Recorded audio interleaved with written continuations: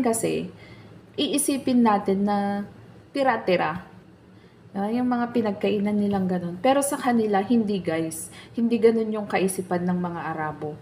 Kapag kumain kayo ng salo-salo sa isang bandehado, kapamilya ang turing sa inyo. Ganun po yung nakagawian nila.